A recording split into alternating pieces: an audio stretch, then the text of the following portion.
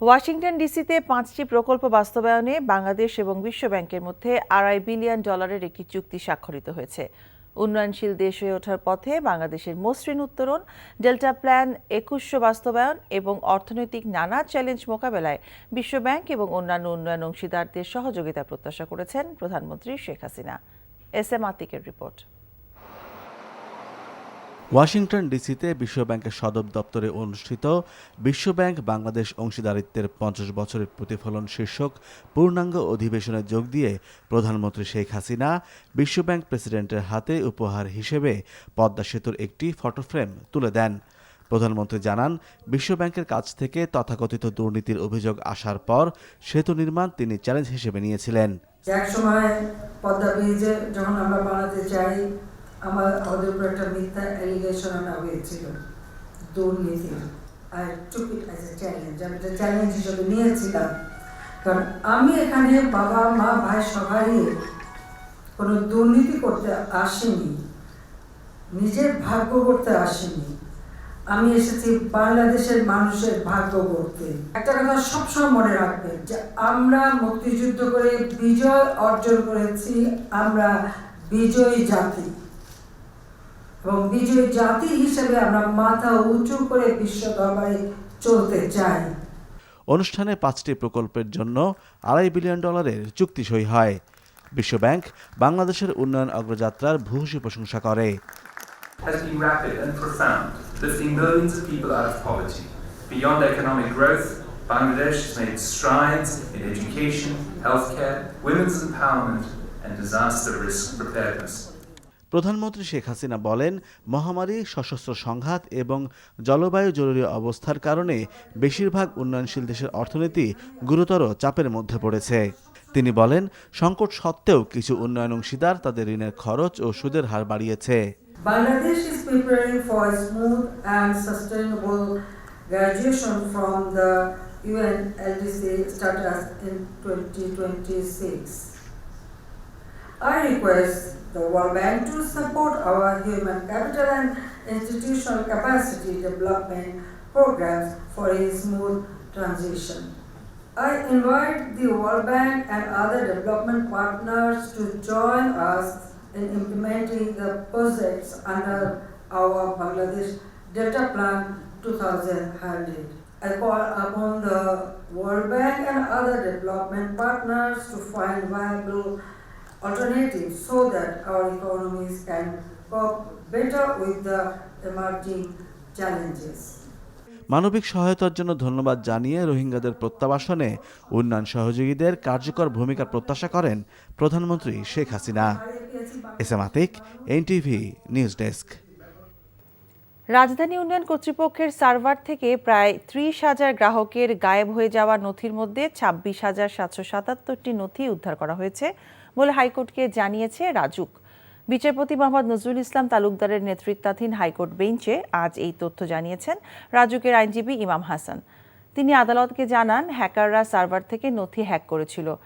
এর আগে রাজুকের সার্ভার থেকে প্রায় 30,000 গ্রাহকের নথি গায়েব হয়ে যাওয়ার ঘটনা অনুসন্ধানে 3 সদস্যের কমিটি গঠন করে দুর্নীতি দমন কমিশন দুদক। কমিটি গঠনের কথা জানিয়ে এই সংক্রান্ত প্রতিবেদন হাইকোর্টে দাখিল করা হয়েছে। গত 2রা জানুয়ারি রাজুকের সার্ভার থেকে প্রায় 30,000 গ্রাহকের নথি গায়েব হয়ে যাওয়ার ঘটনায় রাজুকের ব্যাখ্যা তলব করেন হাইকোর্ট। একই সঙ্গে এই ঘটনা অনুসন্ধানে দুদককে নির্দেশ দেওয়া হয়। গেল ঈদযাত্রায় 304টি সড়ক দুর্ঘটনায় 328 জন নিহত এবং 565 জন আহত হয়েছে। বরাবরের মতো এবারও দুর্ঘটনার শীর্ষে রয়েছে মোটরসাইকেল। এতে নিহত হয়েছে 167 জন। রাজধানীর সেগুন বাগিচায় শিশু কল্যাণ মিলনায়তনে এক সংবাদ সম্মেলনে ঈদযাত্রায় সড়ক দুর্ঘটনা প্রতিবেদন 2023-এ এসব তথ্য তুলে ধরে যাত্রী কল্যাণ সমিতি। প্রতিবেদনে বলা হয়, এবারের ঈদে দ্রব্যমূল্যের ঊর্ধ্বগতি ও পরিবহন ব্যয় অস্বাভাবিক বেড়ে যাওয়া, অতিরিক্ত গরম সহ নানা কারণে 30% মানুষ কম যাতায়াত করেছে। শুরুর দিন 15 এপ্রিল থেকে ঈদ শেষে কর্মস্থলে ফেরা 29 এপ্রিল পর্যন্ত 15 দিনে 304টি সড়ক দুর্ঘটনায় 328 জন নিহত, 565 জন আহত হয়েছে। বিগত 2022 সালে ঈদ উল ফিতরের যাতায়াতের সাথে তুলনা করলে এবারের ঈদে সড়ক দুর্ঘটনা 18.2%, প্রাণহানি 21.1% এবং আহত 33% কমেছে। ব্রাহ্মণবাড়িয়ায় বেঁকে যাওয়া ঝুঁকিপূর্ণ রেল লাইন দিয়ে 10 কিলোমিটার বেগে ধীর গতিতে ট্রেন চলছে। এতে একদিকে যেমন ট্রেনের শিডিউল বিপর্যয় দেখা দিয়েছে, তেমনি যাত্রীদের দুর্ভোগও চরমে। বেঁকে যাওয়া লাইন সংস্কারে কাজ করছেন শতাধিক শ্রমিক। সংশ্লিষ্টরা বলছেন 2-1 দিনের মধ্যেই সংস্কার কাজ শেষে এই রেলপথে পুনরায় রেল চলাচল স্বাভাবিক হবে। ব্রাহ্মণবাড়িয়া থেকে শিহাবুদ্দিন বিপুর পাঠানো রিপোর্ট। ঢাকা চট্টগ্রাম ও ঢাকা সিলেট রেলপথে ব্রাহ্মণবাড়িয়ার দারিয়াপুর এলাকায় গরমের কারণে দ্বিতীয় দফা রেললাইন বেঁকে যাওয়ার পর নড়ে চড়ে বসেছে কর্তৃপক্ষ। দুর্ঘটনার কারণ অনুসন্ধানে 5 সদস্যের একটি তদন্ত কমিটিও গঠন করা হয়েছে। এদিকে গোকর্ণ লেভেল ক্রসিং এলাকা থেকে দুর্ঘটনা কবলিত দারিয়াপুর পর্যন্ত 700 মিটার এলাকায় আপলাইনের সব ট্রেন 10 কিলোমিটার গতিতে চলাচল করছে। এছাড়াও ঝুঁকিপূর্ণ বলে ব্রাহ্মণবাড়িয়া থেকে আশুগঞ্জ পর্যন্ত ট্রেন 30 কিলোমিটার গতিতে চলাচল করতে হচ্ছে। সকাল থেকে রৌদ্রটা সারাদিন এই রেল লাইনের এটার উপরে পড়তেছে, তার কারণে আর এই এলাকাটা খুব গরম, এই জন্য হয়তো সম্ভবত এরকম হয়েছে আর কি। ঝুঁকিপূর্ণ রেল লাইনে 2 শতাধিক শ্রমিক সহ প্রকৌশলীরা বিরামহীন কাজ করছেন। রেলের গতি নিয়ন্ত্রণের কারণে ট্রেনের শিডিউল অনেকটা ভেঙে পড়েছে বলে যাত্রীরা অভিযোগ করেন। স্থানীয়রা বলেন একই এলাকায় বারবার রেল লাইন বেঁকে যাচ্ছে। এক্ষেত্রে কর্তৃপক্ষের গাফিলতিকে দায়ী করেন তারা। রেলওয়ে কর্তৃপক্ষের গাফিলতির কারণে হচ্ছে, এটা একই এলাকায় বারবার কেন হবে? এই জায়গায় বারবার রেল দুর্ঘটনার কারণে যাত্রী হয়রানি হচ্ছে, আর বিশেষ করে হচ্ছে আপনার শিডিউল বিপর্যয়। সকালে ট্রেন আসছে দুপুরবেলা, দুপুরে ট্রেন আসছে রাতে। ঝুঁকিপূর্ণ এলাকায় দুর্ঘটনা এড়াতে ঢাকাগামী আপ লাইনের ট্রেনগুলোর গতি নিয়ন্ত্রণের জন্য গোকর্ণ রেলগেট এলাকায় ট্রেন দাঁড়িয়ে রেজিস্টার খাতায় নথিভুক্ত করে পাস দেওয়ার পর এ পথে ট্রেন চলাচল করছে। যে জায়গায় বাঁকা হয়েছিল সেই জায়গাতে আমরা 10 কিলোমিটার গতিতে গাড়ি চালাই। 219 কিলোমিটারের 1 থেকে 7 পর্যন্ত আমরা 10 কিলোমিটারের অর্ডার দেই যে এখানে গাড়ি থামবে এবং চৌকিদার বয়ে সই করে ড্রাইভার সাহেব প্রসিড হবে আর কি। ব্রাহ্মণবাড়িয়ায় এভাবে বারবার রেল লাইন বেঁকে দুর্ঘটনার আশঙ্কা আর দেখা দেবে না, স্বাভাবিক গতিতে ট্রেন চলাচল করতে পারবে এমন প্রত্যাশা সবার। NTV news desk. বৈশাখের প্রচণ্ড তাপদাহে দিনে ও রাতে তীব্র গরমে পঞ্চগড় জেলার মানুষ হাঁসফাঁস করছে। ঠিক এর উল্টো আবহাওয়া ছিল আজ সকালে। সোমবার রাত থেকেই কুয়াশা দেখা গেছে। ভোর থেকে ঘন কুয়াশায় আচ্ছন্ন হয়েছিল পঞ্চগড়, সঙ্গে মৃদু বাতাসও ছিল, ফলে কিছুটা ঠান্ডা অনুভূত হয়েছে। কুয়াশা ভেদ করে সূর্য 2-1 উঁকি দিয়েছিল, কিন্তু ক্ষণিকের জন্য। সকাল 9টা পর্যন্ত অবস্থা বিরাজ করেছে, তবে বেলা বাড়ার পর ধীরে ধীরে কুয়াশা কেটে যায়। এদিকে মঙ্গলবার তেঁতুলিয়া আবহাওয়া পর্যবেক্ষণ কেন্দ্রে সকাল 9টায় সর্বনিম্ন তাপমাত্রা রেকর্ড করা হয়েছে 19.4 ডিগ্রি সেলসিয়াস। গতকাল সর্বোচ্চ তাপমাত্রা ছিল 29.8 ডিগ্রি সেলসিয়াস। অবাধে বৃক্ষনিধন, বেপরোয়া ইট ভাটা স্থাপন, পরিবেশ দূষণ, পর্যাপ্ত বৃষ্টিপাত না হওয়া সহ জলবায়ু পরিবর্তনকে দায়ী করা হচ্ছে। গরমের দিনে কুয়াশা পড়ে, আমি তো জানি যে ঠান্ডার দিনে কুয়াশা পড়ে। কুয়াশা তো শীতের টাইমে হয়, কিন্তু এখন দেখা যাচ্ছে যে বৈশাখ মাসে সকালবেলায় আজকে কুয়াশা। বৈশাখ মাসে আর কুয়াশা দেখা যায়নি, কিন্তু আজকে হঠাৎ করে কুয়াশা, একটু আমার শীত লাগতেছে। বয়স মাত্র 28 বছর, জন্ম মরুভূমির দেশ সৌদি আরবে। 5 পুরুষ ধরে বসবাস করছেন সেখানেই, বেড়ে উঠেছেন আরবের সংস্কৃতিতে। তবে মনে প্রাণে বাংলাদেশি। বাড়িতে চলে বাংলায় কথাবার্তা, ভালোবাসেন বাংলাদেশের মানুষকে। বাংলা ভাষা ও সংস্কৃতিকে আঁকড়ে ধরা সৌদি আরবের বাংলাদেশি বংশোদ্ভূত নতুন প্রজন্মের ভাবনার কথা জানাচ্ছেন জাহিদুর রহমান।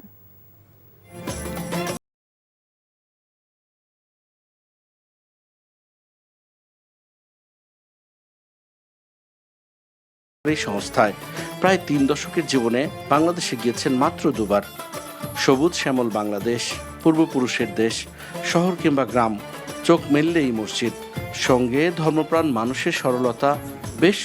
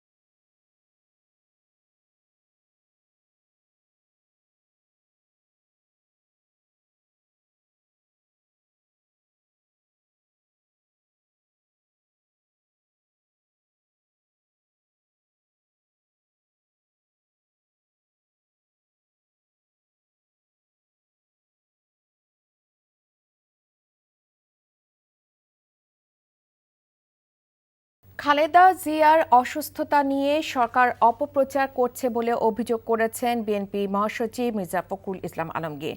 রাজধানীর গুলশানে বিএনপি চেয়ারপারসনের কার্যালয়ে ব্রিফিংয়ে এ অভিযোগ করেন তিনি। গুঞ্জন নয়, এটা আপনার আওয়ামী লীগের একটা অপপ্রচার। তারা এই অপপ্রচারটা একটু ভালোভাবেই করে সবসময়। তিনি অসুস্থ, আজকে না, বেশ কিছুদিন ধরে অসুস্থ, আপনি জানেন, এবং একবার তাকে 4 মাস হাসপাতালে থাকতে হয়েছে। এবং তখনও আমরা আপনাদেরকে বারবার করে বলেছি যে তিনি খুব জটিল কিছু রোগে ভুগছেন, তার মধ্যে একটি আছে তার লিভার সংক্রান্ত, যেটা আপনার ডাক্তাররা বলেছিল। সুতরাং এর পরেও যদি তারা এই সমস্ত কথাবার্তাগুলো বলে, কথা বলার অর্থই হচ্ছে তারা আবারও কোনো গভীর চক্রান্ত করছে, যে চক্রান্তের মধ্যে দিয়ে দেশনেত্রীকে তারা আবার কারাগারে নিতে পারে কিনা, সেই ধরনের একটা পরিকল্পনা চক্রান্ত তারা করছে কিনা, সেভাবে আমাদেরকে চিন্তা করতে হবে। সাম্প্রতিক সময়ে দেশে বেকারত্বের হার বেড়েছে। বাংলাদেশ পরিসংখ্যান ব্যুরোর সবশেষ হিসেবে দেশে এখন বেকার মানুষের সংখ্যা প্রায় ২৬ লাখ। আজ এনএসসি সভাকক্ষে প্রকাশিত বিবিএসএ ত্রৈমাসিক শ্রমশক্তি জরিপ অনুযায়ী দেশে কৃষিখাতে কর্মরত মানুষের সংখ্যা কিছুটা কমছে। হাসানুল শাওনের রিপোর্ট। বাংলাদেশ পরিসংখ্যান ব্যুরোর ত্রৈমাসিক শ্রমশক্তি জরিপ বলছে, দেশে মোট শ্রমশক্তি বা কাজ করতে সক্ষম মানুষ আছে ৭,৩৬,০০,০০০। এদের মধ্যে বিভিন্ন খাতে কাজে নিয়োজিত ৭,১১,০০,০০০ মানুষ।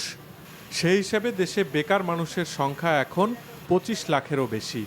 বিবিএসের তথ্য আরও বলছে, গত ৩ মাসে দেশে বেকারত্বের হার কিছুটা বেড়ে ৩.৫১% হয়েছে। সব মিলে তথ্যগুলো প্রত্যাশিত। আমি এখানে কোনো অস্বাভাবিক বা আউট অফ দ্য লেয়ার কোনো তথ্য নেই, মানে আমার বাইরে, চিন্তা চেতনার বাইরে, সবটাই স্বাভাবিক গতিতে বেরিয়ে আসছে।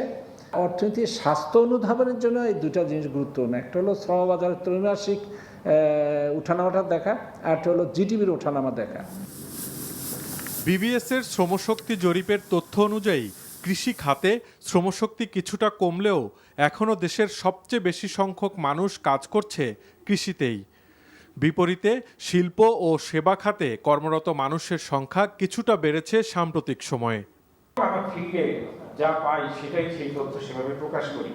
এই কাজে অন্তত আমি 100% এখানে হাত দিয়ে বলছি, যা পাই তাই প্রকাশ করি, এবং এই ক্ষেত্রে আমরা 100% ট্রান্সপারেন্ট বাংলাদেশ পরিসংখ্যান ব্যুরো।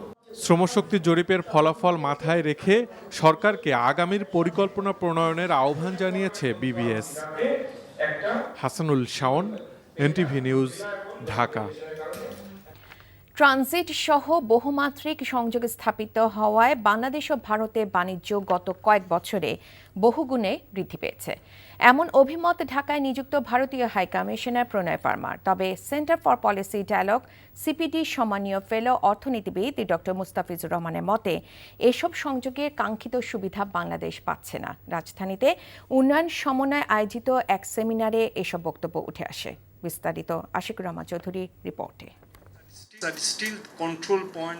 গেল কয়েক বছরে ট্রানজিট, ট্রান্সশিপমেন্ট সহ বহুমাত্রিক সংযোগের নানা ধরনের চুক্তি হয়েছে ভারত ও বাংলাদেশের মধ্যে। এসব চুক্তি অনুযায়ী কাজও শুরু হয়েছে দুই দেশের মধ্যে। তবে এর কাঙ্ক্ষিত সুবিধা কতটুকু বাংলাদেশ পাচ্ছে, এই নিয়ে আছে নানামুখী আলোচনা সমালোচনা। আশুগঞ্জের পোর্ট দিয়ে যখন ভারতের সাথে চুক্তি হলো, তখন আমরা আশা করেছিলাম কলকাতা থেকে জাহাজগুলো এখানে আসবে, আশুগঞ্জ হয়ে ৩৫ কিলোমিটার দূরে আগরতলায় যাবে। কিন্তু আমরা কি দেখলাম, 7 বছরে মাত্র 17টি কার্গো এসেছে, যেখানে আমাদের রাজস্ব আয় হয়েছে মাত্র ৩৫ লাখ টাকা।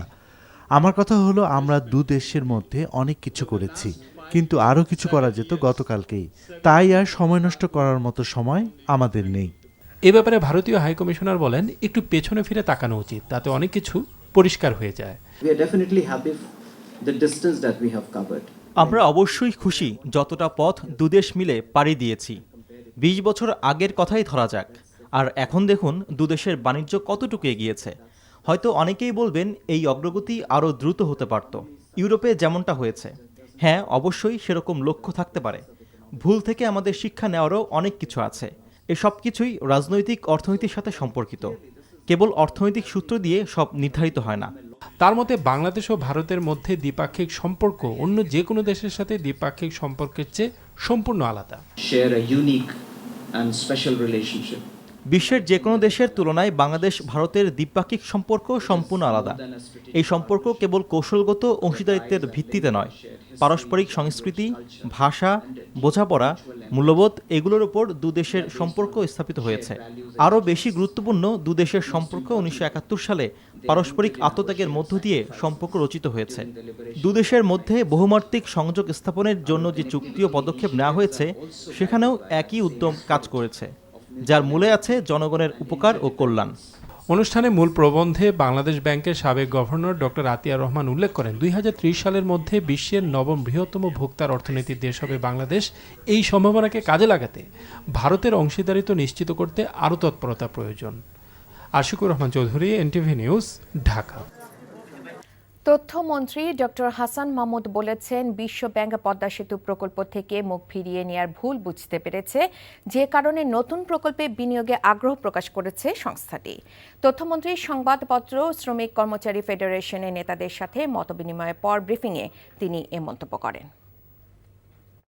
বিশ্ব ব্যাংক পদ্মা সেতু থেকে মুখ ফিরিয়ে নিয়ে তারা যে ভুল করেছিল সেটি তারা অনুধাবন করতে পেরেছে। সেই কারণে আবার সর্বতোভাবে আমাদেরকে নানাভাবে সহায়তা করতে যাচ্ছে, সেটিকে আমরা অভিনন্দন জানাই। গেল ঈদ যাত্রায় 304টি সড়ক দুর্ঘটনায় 328 জন নিহত এবং 565 জন আহত হয়েছে। বরাবরের মতো এবারও দুর্ঘটনার শীর্ষে রয়েছে মোটরসাইকেল। ঈদ যাত্রায় সড়ক দুর্ঘটনা প্রতিবেদন 2023-এ এসব তথ্য তুলে ধরে যাত্রী কল্যাণ সমিতি। প্রতিবেদনে বলা হয়েছে, দ্রব্যমূল্যের ঊর্ধ্বগতি সহ নানা কারণে এবার 30% মানুষ কম যাতায়াত করেছেন। হাসান মাহমুদের রিপোর্ট।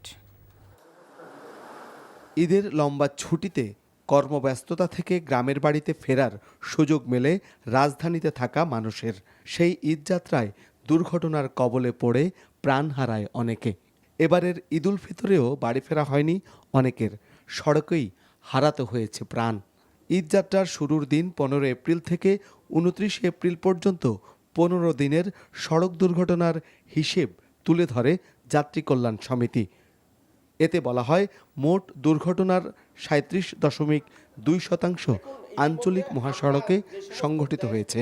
ঈদযাত্রার শুরুর দিন 15 এপ্রিল থেকে ঈদ শেষে কর্মস্থলে ফেরা 29 এপ্রিল পর্যন্ত 15 দিনে 304টি সড়ক দুর্ঘটনায় 328 জন নিহত, 565 জন আহত হয়েছে। বিগত 2022 সালে ঈদুল ফিতরের যাতায়াতের সাথে তুলনা করলে এবারের ঈদে সড়ক দুর্ঘটনা 18.2%, প্রাণহানি 21.1% এবং আহত 33% কমেছে। যাত্রী কল্যাণ সমিতির পক্ষ থেকে দুর্ঘটনার কারণ ও তা প্রতিরোধে 8 দফা সুপারিশ তুলে ধরা হয়। অদক্ষ চালক, ফিটনেসবিহীন যানবাহন, অতিরিক্ত যাত্রী বহন, জরুরি ভিত্তিতে মোটরসাইকেল ও ইজি বাইক আমদানি ও নিবন্ধন বন্ধ করা, দক্ষ চালক তৈরির উদ্যোগ গ্রহণ করা, ডিজিটাল যানবাহনে ডিজিটাল পদ্ধতিতে ফিটনেস প্রদান নিশ্চিত করা। প্রতিবেদনে বলা হয়, ঈদ ছুটি বৃদ্ধি, সড়ক উন্নয়ন সহ বেশ কিছু কারণে এবারের ঈদযাত্রা ছিল তুলনামূলক স্বস্তিদায়ক। Hasan Mahmud, NTV news, Dhaka. 2 মাসে নিষেধাজ্ঞা শেষে পুনরায় ভোলায় মেঘনা ও তেঁতুলিয়া নদীতে জেলেদের ব্যস্ততা বেড়েছে। প্রাণ চাঞ্চল্য ফিরলেও পাচ্ছেন না কাঙ্ক্ষিত ইলিশের দেখা, ফলে জেলেদের মাঝে দেখা দিয়েছে চরম হতাশা। এ বিষয়ে জানতে যাচ্ছি ভোলায় স্টাফ করেসপন্ডেন্ট আফজাল হোসেনের কাছে। আফজাল, ইলিশ কেন কম ধরা পড়ছে, এ বিষয়ে জেলেরা কি বলছেন?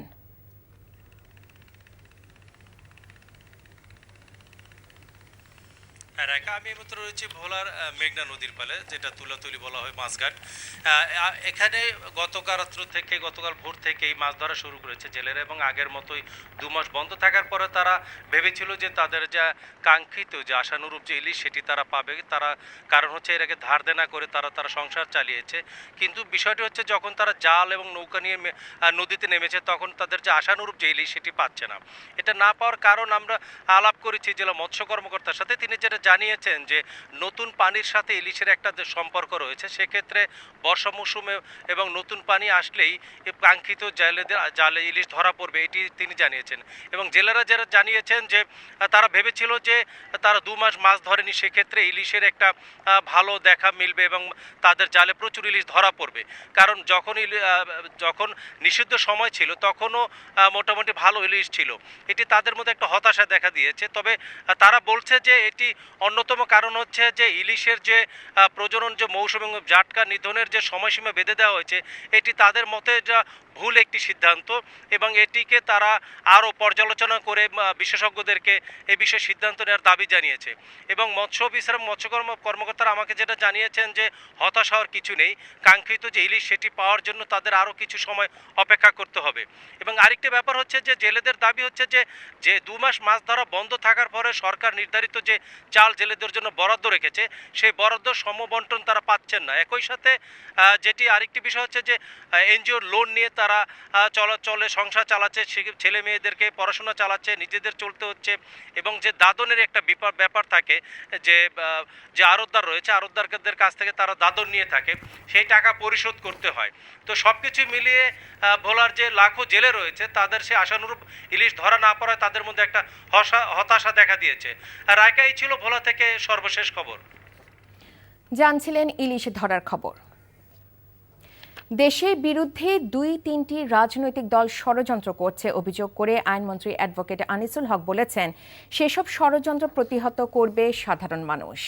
সকালে ব্রাহ্মণবাড়িয়া আখাউড়া উপজেলা সোনলইঘর প্রাথমিক বিদ্যালয় মাঠে এক সভায় এসব কথা বলেন মন্ত্রী। তিনি আরও বলেন, একমাত্র শেখ হাসিনার আমলেই দেশের উন্নয়ন সম্ভব। জনগণ নৌকায় ভোট দিয়ে শেখ হাসিনাকে আবারও প্রধানমন্ত্রী নির্বাচিত করলে দেশের উন্নয়ন অব্যাহত থাকবে। আপনাদেরকে মনে রাখতে হবে যে বাংলাদেশকে ধ্বংস করার জন্য 2-3টা রাজনৈতিক দল খুব চেষ্টা করছে। আপনারা সেই ষড়যন্ত্র সম্বন্ধে সজাগ থাকবেন বলে আমি বিশ্বাস করি এবং আমি এও বিশ্বাস করি যে তাদের এই ষড়যন্ত্র বাংলাদেশের মানুষ প্রতিহত করবে এবং ছিন্ন ভিন্ন করে দিবে। কুমিল্লা নগরীর বারপাড়া এলাকায় কলেজ শিক্ষক সাইফুল আজম সুজন হত্যা মামলায় 6 জনকে ফাঁসির আদেশ দিয়েছে আদালত। কুমিল্লা অতিরিক্ত জেলা ও দায়রা জজ আদালতের বিচারক জাহাঙ্গীর হোসেন এ রায় দেন। মৃত্যুদণ্ডপ্রাপ্তরা হলেন পলাতক নয়ন, কামাল ও মিঠুন। রায় ঘোষণার সময় আদালতে উপস্থিত ছিলেন জামাল ইলিয়াস, জাকির হোসেন। 2010 সালের 8 আগস্ট পূর্ব পরিকল্পনা অনুযায়ী ধারালো অস্ত্র দিয়ে কলেজ শিক্ষক সাইফুল আজম সুজনকে হত্যা করে আসামিরা। এ ঘটনায় নিহত কলেজ শিক্ষক সুজনের বাবা বাদী হয়ে কোতোয়ালি মডেল থানায় 11 জনের বিরুদ্ধে হত্যা মামলা দায়ের করেন। চট্টগ্রামের সাবেক পুলিশ কর্মকর্তা বাবুল আক্তারের স্ত্রী মাহমুদা খানম মিতু হত্যা মামলার স্বামী বাবুল সহ 7 আসামির বিরুদ্ধে মৃতুর বাবা মোশাররফ হোসেন সাক্ষ্য গ্রহণ শেষ হয়েছে। আগামী 8 মে জেরার পরবর্তী দিন ধার্য করা হয়েছে। দুপুরে চট্টগ্রামের অতিরিক্ত জজ আদালতের বিচারক জসিম উদ্দিনের আদালতে বিকেল পর্যন্ত সাক্ষ্য গ্রহণ শেষ করে জেরার পরবর্তী দিন ধার্য করেন আদালত। আসামি পক্ষের আইনজীবী কামরুল হাসান সাজ্জাদ জানান, তারা মিডিয়া ট্রায়ালের শিকার হচ্ছেন। বাবুল আক্তারের বিরুদ্ধে বিচার চলাকালীন সময়ে ইলেকট্রনিক্স এবং প্রিন্ট মিডিয়ার সতর্কতামূলকভাবে সংবাদ প্রচারের ক্ষেত্রে একটা নির্দেশনা প্রয়োজন। এক্ষেত্রে সংবাদ মাধ্যমের নিজস্ব দক্ষতা এবং যোগ্যতা নিয়ে চলবে বলে আদালত মনে করেন। সাক্ষ্য গ্রহণের সময় মৃত্যুর বাবা মোশাররফ হোসেন আদালতে বাবুল আক্তারের সাথে অন্য আসামিদের ঘটনার আগে সম্পৃক্ততা তুলে ধরে জবানবন্দি উপস্থাপন করেন। সাক্ষ্য গ্রহণের সময় বাবুল আক্তারকে আদালতে উপস্থিত করা হয়। প্রথমবারের মতো বাবুল আক্তারের 2 সন্তান বাবাকে দেখতে আদালতে আসেন। পরপর 3 দফা দাম কমার পর এবার বাড়ল এলপিজির দাম। ভোক্তা পর্যায়ে চলতি মে মাসের জন্য 12 কেজি সিলিন্ডার 57 টাকা বাড়িয়ে নতুন দাম নির্ধারণ করা হয়েছে 1235 টাকা, যা গত এপ্রিল মাসে ছিল 1178 টাকা। মঙ্গলবার বাংলাদেশ এনার্জি রেগুলেটরি কমিশনে এক সংবাদ সম্মেলনে নতুন দাম ঘোষণা করেন কমিশনের চেয়ারম্যান মোহাম্মদ নুরুল আমিন। ঘোষিত নতুন দর মঙ্গলবার সন্ধ্যা 6টা থেকে কার্যকর হবে। 2021 সালের এপ্রিল থেকে এলপিজির দাম নির্ধারণ করে আসছে বিই। বিইআরসি। এদিকে বিইআরসি প্রতি মাসে এলপিজির দাম নির্ধারণ করে দিলেও তা দেশের সব জায়গায় কার্যকর হতে দেখা যায় না। এ বিষয়ে প্রশ্ন করা হলে বিষয়টি মনিটরিং করে দেখা হবে বলে জানান বিইআরসির চেয়ারম্যান। তিনি বলেন, দাম নির্ধারণের সভায় কোম্পানির প্রতিনিধি ছিলেন, তারা নির্ধারিত দামেই বিক্রি করা হবে বলে জানিয়ে গেছেন। এলপিজি সিলিন্ডার সেটা গত মাসে যে মূল্য ছিল 1178 টাকা, এই মাসে সেটা বৃদ্ধি করা হয়েছে 1235 টাকা। আমরা আশা করি যে কোম্পানিগুলি এবার বিক্রি করবে সেটা হলো 1160 টাকা এবং খুচরা যেটা বিক্রি হবে সেটা হলো 1235 টাকা। আমরা সামান্য কিছু মূল্য বৃদ্ধি হলো, আমরা আশা করি এই বছর আমরা যেই মূল্য নির্ধারণ করছি সেটা কোম্পানি এবং খুচরা বিক্রেতা সবাই মেনে চলবে এবং যে মূল্যটা আমরা নির্ধারণ করছি মহামান্য হাইকোর্টের নির্দেশ অনুযায়ী সেটাই সারা দেশে প্রযোজ্য হবে। চট্টগ্রামে জলাবদ্ধতা নিরসনে নেয়া 2 বছর মেয়াদী প্রকল্পের কাজ 5 বছরও শেষ হয়নি। সেবা সংস্থাগুলোর মধ্যে সমন্বয়হীনতা, ভূমি অধিগ্রহণ সহ নানা জটিলতায় আরও 2 বছর বাড়তে পারে এই প্রকল্পের মেয়াদ। সেই সাথে বাড়বে ব্যয়। বাস্তবায়নকারী সংস্থা সেনাবাহিনী জানিয়েছে, কাজ যতটুকু এগিয়েছে তার ফলে এবছর ব্যাপক জলাবদ্ধতার আশঙ্কা নেই। প্রতি বছর বর্ষায় চট্টগ্রাম মহানগরে 21টি এলাকায় ব্যাপক জলাবদ্ধতার সৃষ্টি হয়। এ সমস্যা নিরসনে কাজ করতে 2018 সালে দায়িত্ব দেয়া হয় সেনাবাহিনীর 34 কনস্ট্রাকশন ব্রিগেডকে। চট্টগ্রাম শহরে ছোট বড় 57টি খাল রয়েছে। এর মধ্যে সেনাবাহিনী প্রকল্পে রয়েছে 36টি, যার কোনোটিতে মাটির স্তূপ নেই উল্লেখ করে অন্যান্য খালগুলোর জন্য জলাবদ্ধতা হতে পারে বলে জানায় সেনাবাহিনী। প্রকল্পটা জটিল। আপনাদের একটা মনে প্রশ্ন আসতে পারে যে প্রকল্প এত দেরি হচ্ছে কেন? আমরা আসলে কাজ করতে পারি বছরে 6 মাস, এটা হলো বাস্তবতা।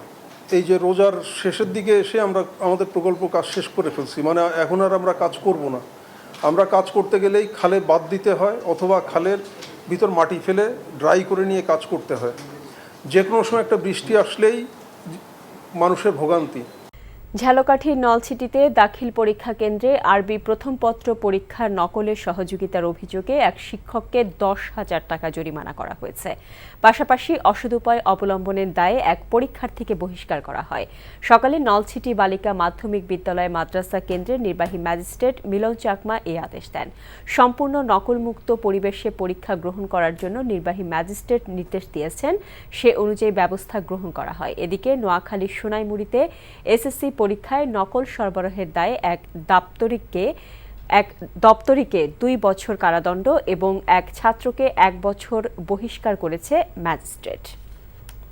নওগাঁর মহাদেবপুরের রায়গা ইউনিয়ন পরিষদের চেয়ারম্যান, ইউপি সচিব, ইউপি সদস্য ও গ্রাম পুলিশ সদস্যরা দরিদ্র ও অসহায় কৃষকের জমির ধান কেটে ঘরে তুলে দিয়েছেন।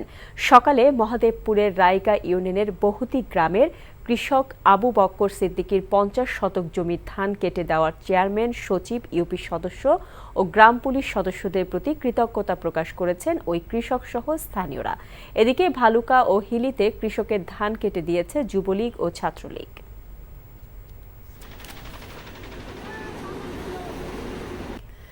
ভূমি সেবা জনগণের দোরগোড়ায় পৌঁছে দিতে সাভারে সেবা নিতে আসা ভূমি মালিকদের নিয়ে অনুষ্ঠিত হল ডিজিটাল ভূমি জরিপ বিষয়ক মত বিনিময় সভা। দুপুরে সাভার উপজেলা সেটেলমেন্ট অফিসে মত বিনিময় সভার আয়োজন করেন। এতে উপজেলা সেটেলমেন্ট অফিসার সুশান্ত কুমার রায়ের সভাপতিত্বে প্রধান অতিথি ছিলেন জোনাল সেটেলমেন্ট অফিসার ঢাকা জেলার ও উপসচিব আশরাফ হোসেন। মত বিনিময় সভায় দ্রুত কিভাবে ডিজিটাল সেবার মাধ্যমে ভূমি ব্যবস্থা উন্নত করা যায় সে বিষয়ে আলোচনা করা হয় এবং সেবা গ্রহীতাদের নানা পরামর্শ দেওয়া হয়। দুর্নীতির বিরুদ্ধে জাতির পিতা বঙ্গবন্ধু শেখ মুজিবুর রহমান যেসব ভাষণ দিয়ে গেছেন তা পাঠ্যপুস্তকে লিপিবদ্ধ করতে কেন নির্দেশ দেওয়া হবে না জানতে চেয়ে রুল জারি করেছে হাইকোর্ট। একই সঙ্গে বঙ্গবন্ধুর দুর্নীতি বিরোধী ভাষণকে আদর্শ হিসেবে ধরে নিয়ে দুর্নীতির অনুসন্ধান ও তদন্ত করতে দুদককে নির্দেশ দিয়েছে আদালত। আজ বিচারপতি নজরুল ইসলাম তালুকদার ও বিচারপতি মোহাম্মদ শওকত আলী চৌধুরীর দ্বৈত বেঞ্চ স্বপ্রণোদিত হয়ে রুল সহ এসব আদেশ দেন। রিপোর্ট করছেন হাসান জাভেদ। আজকে আমি বলবো বাংলার জনগণকে 1 নম্বর কাজ হবে দুর্নীতিবাজদের বাংলার মাটিতে উৎখাত করতে হবে। জাতির পিতা বঙ্গবন্ধু শেখ মুজিবুর রহমান তার জীবদ্দশায় দুর্নীতির বিরুদ্ধে এভাবেই সংগ্রাম চালিয়ে গেছেন। বিভিন্ন সভা সমাবেশে দুর্নীতির মূলোৎপাটনে প্রতিরোধ গড়ে তুলতে সবাইকে আহ্বান জানিয়েছেন। কিন্তু স্বাধীনতার 52 বছরেও দুর্নীতির কালো থাবা থেকে রক্ষা পায়নি দেশবাসী। দুর্নীতির বিরুদ্ধে অনেক রায়ও এসেছে আদালত থেকে। দুর্নীতি দমন কমিশনও কাজ করে যাচ্ছে। এমন প্রেক্ষাপটে দুর্নীতিমুক্ত সমাজ গড়তে বঙ্গবন্ধু শেখ মুজিবুর রহমানের রেখে যাওয়া দুর্নীতি বিরোধী ভাষণগুলো শিক্ষা প্রতিষ্ঠান ও প্রশিক্ষণ কেন্দ্রের পাঠ্যক্রমে অন্তর্ভুক্ত করতে রুল জারি করে আদালত। দুর্নীতির বিরুদ্ধে জাতির জনকের ভাষণগুলো পাঠ্যপুস্তকে অন্তর্ভুক্ত করার বিষয়ে কি ব্যবস্থা নেওয়া হয়েছে সেই মর্মে হাইকোর্টকে জানাতে বলেছেন এবং এটা আগামী 4 জুন হাইকোর্টকে হলফ আকারে জানাতে হবে। আর বঙ্গবন্ধুর দুর্নীতি বিরোধী বক্তব্য ও নির্দেশনা মনে প্রাণে ধারণ করে দুর্নীতি দমন কমিশনকে অনুসন্ধান ও তদন্ত কার্যক্রম পরিচালনা করার নির্দেশনা দেয় আদালত। আদালত একটা সুন্দর রেফারেন্স দিয়েছেন। বঙ্গবন্ধু তার ভাষণে বলেছিলেন, কেউ যদি 2 লাইন আমাকে পোস্ট কার্ডেও যদি লিখে পাঠায় কোথাও দুর্নীতির গন্ধ আছে, আমি তার বিরুদ্ধে যথাযথ ব্যবস্থা নিব। কাজেই দুর্নীতি সার্বিকভাবে আমাদের কাছে মনে হচ্ছে দুর্নীতি একটা মহামারী, এবং হাইকোর্ট যেভাবে বলেছেন এটা একেবারে 0 টলারেন্স। বঙ্গবন্ধুর ভাষণগুলোকে আদর্শ হিসেবে নিয়েই দুর্নীতি দমন কমিশন কাজ করবে। আদালত তার পর্যবেক্ষণে বলেন, দুর্নীতি বন্ধ করতে হলে সবাইকে সচেতনতার পাশাপাশি সোচ্চার ও কঠোর হতে হবে। Hasan Jabed, NTV news, Dhaka. বাংলাদেশে একটি অবাধ ও সুষ্ঠু নির্বাচন চায় যুক্তরাষ্ট্র, যেখানে বাংলাদেশের জনগণের মতামতের প্রতিফলন ঘটবে। সোমবার ব্রিফিংয়ে যুক্তরাষ্ট্রের এমন অবস্থানের কথা তুলে ধরেন মার্কিন পররাষ্ট্র দপ্তরের উপপ্রধান মুখপাত্র বেদান্ত প্যাটেল। ব্রিফিংয়ে বাংলাদেশের নির্বাচন প্রসঙ্গে প্যাটেলকে এক সাংবাদিক বলেন, বাংলাদেশ দ্রুতই জাতীয় নির্বাচনের দিকে এগিয়ে গেলেও একটি দল নির্বাচনে অংশ না নেওয়ার ব্যাপারে অনড় রয়েছে। এর জবাবে অবাধ ও সুষ্ঠু নির্বাচনের প্রত্যাশা ব্যক্ত করে প্যাটেল বলেন, নির্বাচনটি যেহেতু বাংলাদেশের অভ্যন্তরীণ বিষয়, তাই এ নিয়ে তার আর বেশি কিছু বলার নেই। আরও বলেন, দুদেশের কূটনৈতিক সম্পর্ক সামনে এগিয়ে নেওয়ার ব্যাপারে মনোযোগী ওয়াশিংটন। জোরপূর্বক বাস্তুচ্যুত রোহিঙ্গাদের তাদের দেশ মিয়ানমারে দ্রুত প্রত্যাবাসনে ভারতকে কার্যকর পদক্ষেপ গ্রহণের আহ্বান জানিয়েছেন রাষ্ট্রপতি মোহাম্মদ শাহাবুদ্দিন।